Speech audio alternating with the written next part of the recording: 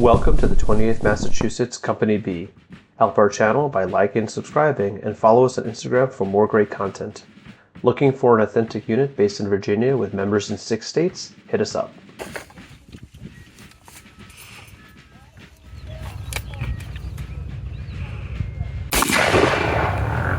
Today we're going to go over the Model 1842 Springfield, assembly, disassembly, basic maintenance, and how to make buck and ball for the smoothbore version.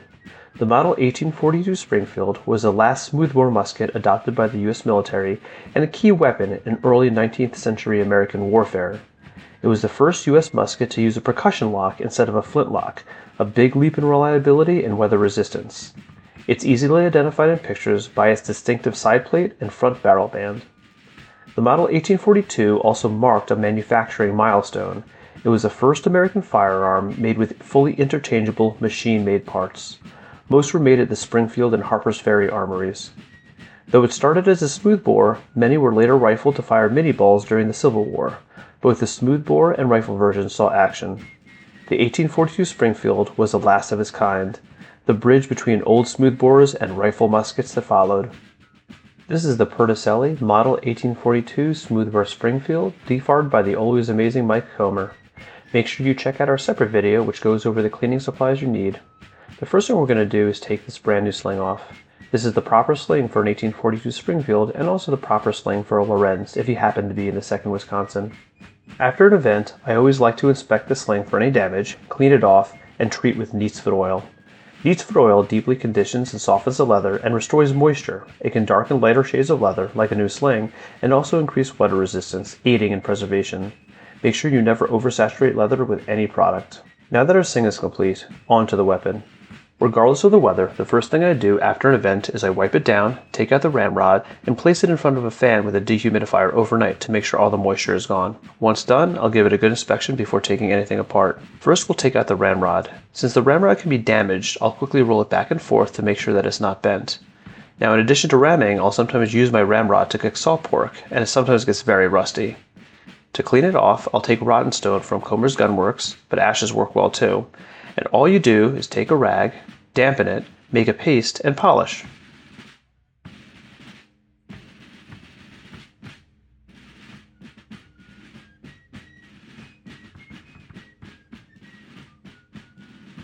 And like with all our metal parts, I'll treat it with a light coat of 3-in-1 oil. Once done, put the ramrod to the side. The next thing we're going to do is we're going to take the barrel off. This is Springfield, which means it has 3 bands you have to remove first. The 2 lower bands use a standard band spring. You simply push down, which releases the band, and you slide it off. The top one, or the front barrel band, is a little bit different because it's got this pinhole. To take it off, you have to have a piece of metal you can insert into the hole, such as this thin screwdriver head or a nipple pick. On this particular weapon, even though I can release the pin, the front band is on there so tight it won't slide off. Easy fix. Take a wooden dowel and a small hammer and very gently tap it off.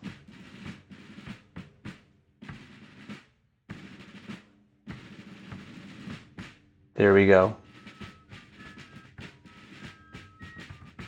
Give it a quick once over for any damage, and remove the remaining bands. It always amazes me, no matter how many times I do this, is how easy it is for these parts to roll off my workbench, so I always put them back in the container as I work. The next step is to remove the tang screw, which is located on top of the weapon. First, put your weapon on full cock so it clears the hammer. Take a flathead screwdriver and remove the tang screw carefully. You don't want the screwdriver to slide and nick the wood. This is the tang screw. Once the tang screw is removed, the barrel should pop right off.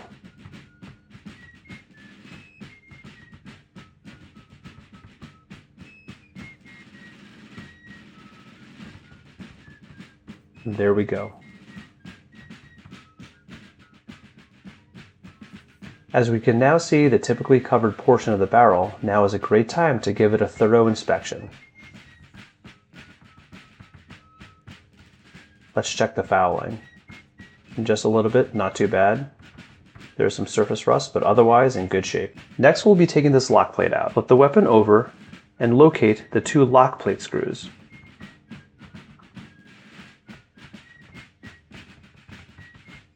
Use a flathead screwdriver to remove them. Now your lock plate should pop right off.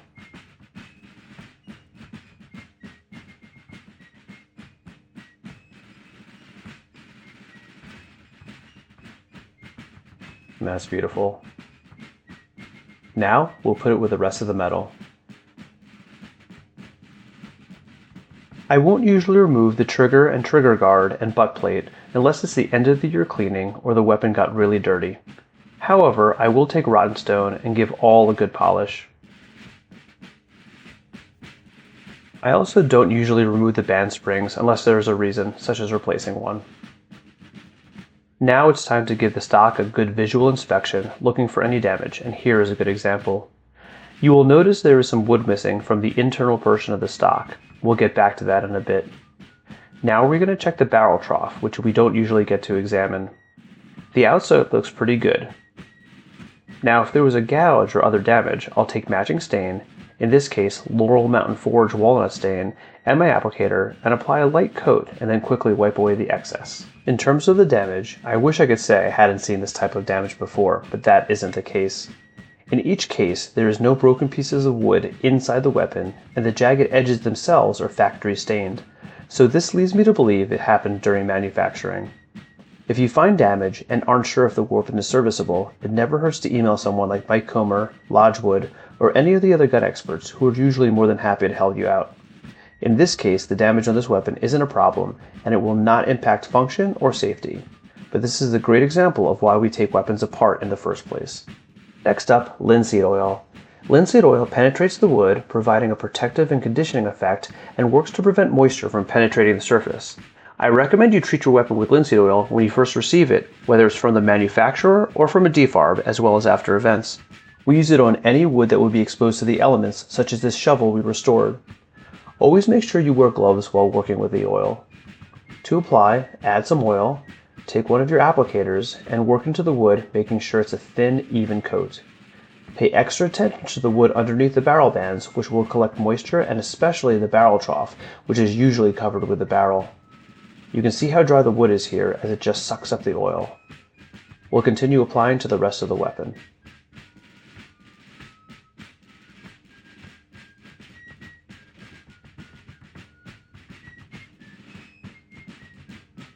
The next place we'll apply oil is to the slot where the ramrod sits. This is called the pipes.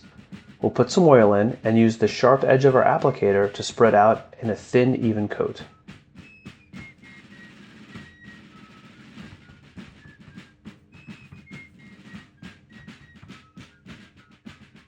Now that we're done, I will let it sit overnight to sink in.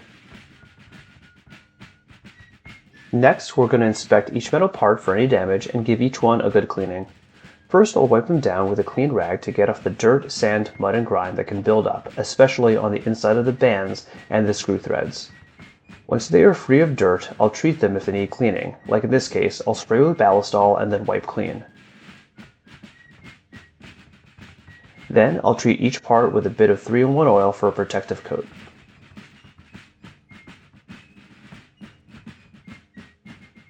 Now we'll work on this beautiful lock plate. Since it should be fully dried out, first I'll wipe down with a brush or use compressed air. It's hard to see in this video, but there was a lot of dirt and sand in there. Now that it's cleaned out of the loose dirt, we can look for rust and damage. As you can see, there is some surface rust there. As discussed in my previous videos, I won't take the lock plate apart unless there's something wrong, something broke, it gets incredibly dirty, or I'm doing a very deep clean at the end of the season. You'll also need some special tools, like a vice spring, that will remove the spring without damaging it. Luckily on this one, the only issue is that there was a lot of loose dirt and sand and some surface rust. We've removed the dirt, now the rust. I spray a little Ballistol to loosen the rust up, and then I'm going to use the rag that still has a little bit of rottenstone on it, and the surface rust comes right off.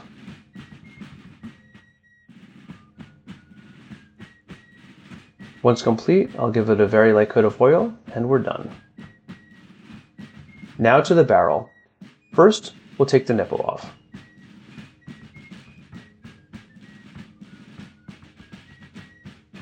Give it a good inspection, and then I'll take either my wire brush or my nylon brush and give it a good scrub to get all the built-up carbon off. Then I'll spray with Ballistol and let it sit for a bit. Now to clean the inside of the barrel. I heat up water, and holding the barrel like so, I will pour it down into the barrel. A tried and true method for sure. Then I'll switch it back and forth a few times until that nasty black water comes out clear. And our secret weapon for cleaning the nipples in the Ballistol, an ultrasonic jewelry cleaner. This thing is amazing. Everyone has a different method of cleaning the inside of the rifle barrel.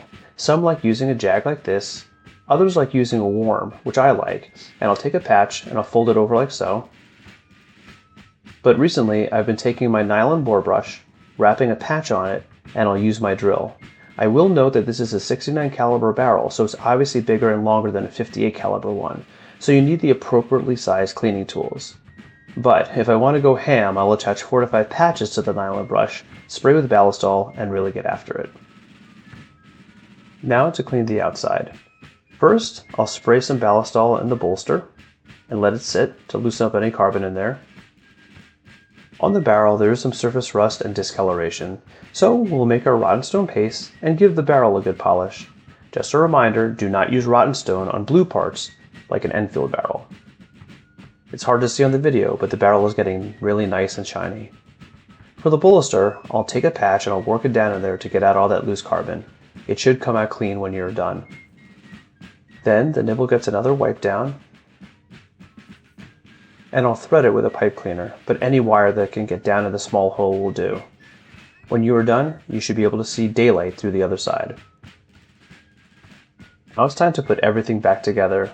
We've got our stock finished up with a few coats of linseed oil and fully dried and wiped down, making sure we gave the trough some TLC. First, we'll drop the Lockplate back in.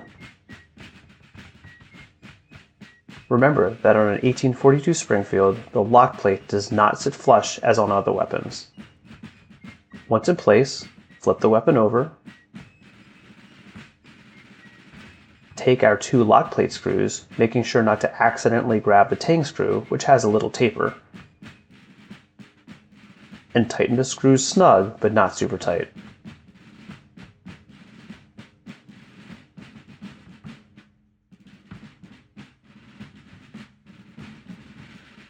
Before we put the barrel back on, we'll put on a light coat of 3-in-1 oil.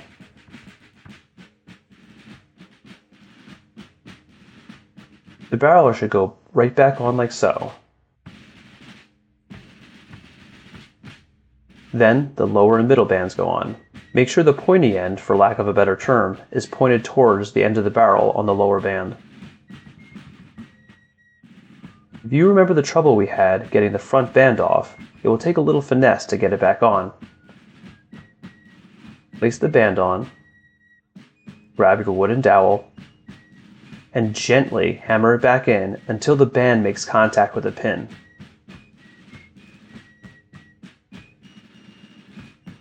Stop there and push in the pin so you don't shear it off, and then finish it off. Now, inspect the weapon before putting the tang screw back on. Make sure everything is flush, lined up, and good to go.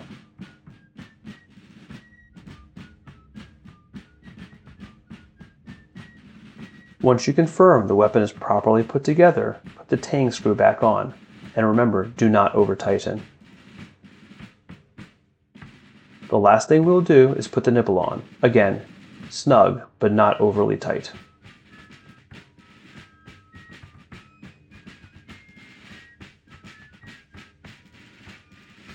Once complete, we're going to do a function check. It's at full cock, so I'll pull the trigger and gently lower the hammer. Now go to half cock, and the hammer shouldn't fall when you pull the trigger. I go back to full cock and pull the trigger, and it should fall with no problem. Now this ramrod can go in. It's really a tight fit and certainly doesn't slide smoothly, but it's still functional. However, I've seen a number of weapons where the ramrod gets stuck in the pipes. I had that issue with my Chiappa Springfield, which we will cover in another video. But the long and short of it is, sometimes the wood will warp to the point the ramrod no longer moves freely. If that happens, it's a simple fix. You need to get a special drill bit that is long enough to reach down to the bottom of the pipes and the exact width of the pipes, which you'll need to measure. Drill it out and recenter the pipes, and the ramrod will sit correctly. We'll give the weapon one last wipe down and you're good to go. Now let's quickly get the sling back on, but we aren't done yet. We need something to shoot. For blanks, check out the video we made on making reenactor type cartridges. But now we'll have some fun and make some buck and ball. These are easy to make and a blast to shoot. You see what I did there? We're using the Jefferson Arsenal kit, which comes with everything you need, but you can also use your own supplies or templates from places like 4th Armory. We will make the tube the exact same way we've made the others. The only difference is we're using a 69 caliber dowel. You'll add your glue. Using the pointy end, roll it up tight, and then we'll choke the end. As noted in our previous video, using round ball to rimfire volume 1 as a guide, string could come in all different colors. I like to vary the type of string I use to include natural cord, 3-ply linen, and even red and white. For these cartridges, I'll use natural hemp string. And now this is why I think making buck and ball is the easiest of all cartridges. You won't get sections off like you will with 58 caliber cartridges. We're going to make a knot by taking our right hand and making a loop with a right string on top. Make a second loop the exact same way and place it under the first loop.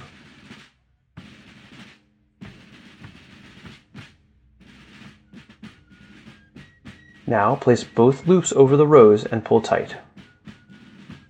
Clip off the loose end and flatten the rose.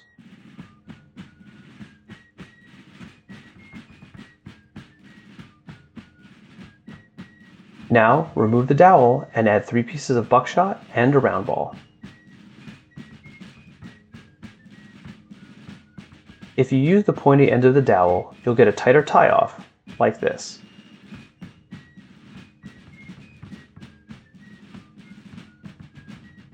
And if you use a flat side, you'll get a looser tie-off. Both are fine. For this one, we'll use a flat side. Put your dowel in.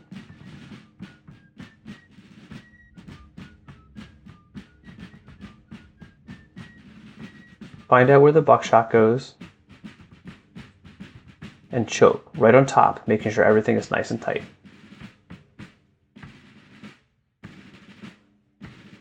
Now here's the cool part. Take your straight end and make a loop left over right. Now flip it over so the string that is on top goes on first, and that is your first knot.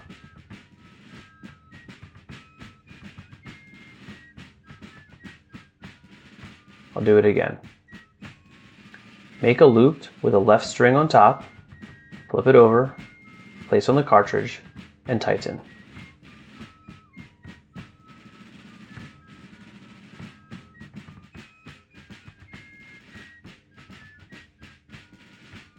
Now we will choke again at the round ball, same process as before. Make sure you make it nice and tight for a good seal for the powder.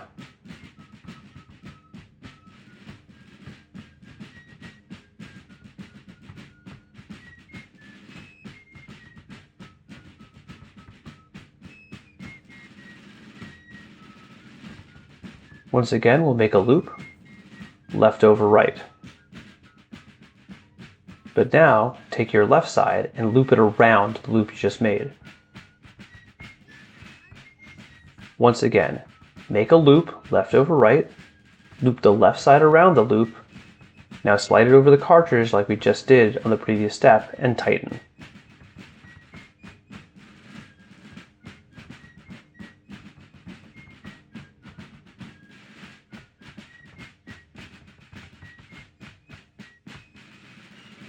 At the loose end, and that's it.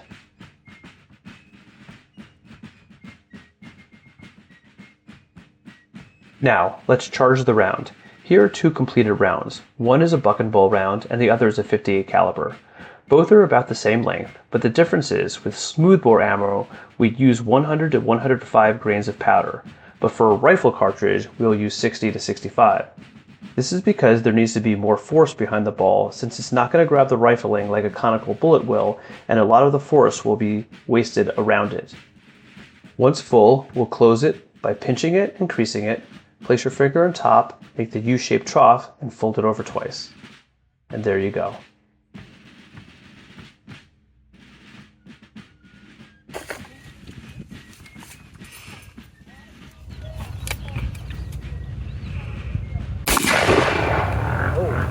We really hope you enjoyed this video and you learned something. We will be doing more weapons assembly and disassembly videos and some live fire videos, so stay tuned. Make sure you like and subscribe to our YouTube channel and follow us on Instagram, and we hope to see you in the field next time. Ba-ah-bala.